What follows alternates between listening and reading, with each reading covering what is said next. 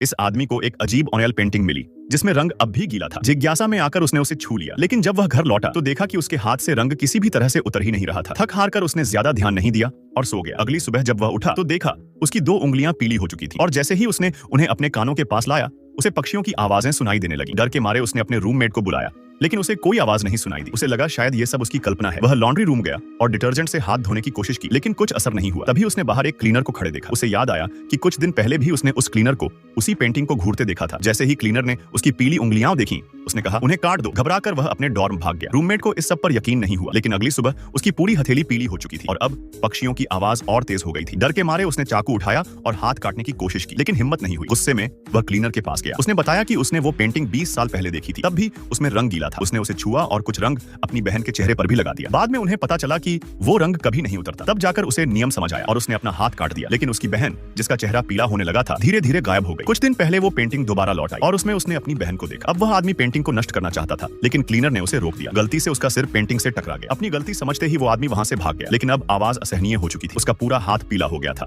और चारों तरफ की चीजें उसी पेंटिंग जैसी लगने लगी। अचानक उसने क्लीनर की बहन को देखा, लेकिन वो फिर गायब हो गई। तभी एक जोरदार आवाज आई, इतनी तेज कि वो सह नहीं पाया और आखिरकार उसने अपना हाथ काट दिया। उसी वक्त उसके रूममेट को एहसास हुआ कि वो गायब है। उसने उस अजीब पेंटिंग को देखा और उसमें एक आदमी दिखाई दिया जो उसके दोस्त जैसा लग रहा था। उसका एक हाथ नहीं था और उससे रंग टपक रहा था। जिज्ञासा में आकर उसने भी पेंटिंग को छू लिया। अब उसकी परछाई भी उस पेंटिंग में दिखाई देने लगी और क्लीनर खामोशी से उस पेंटिंग के सामने खड़ी थी, चेहरे पर एक रहस्यमयी मुस्कान ली।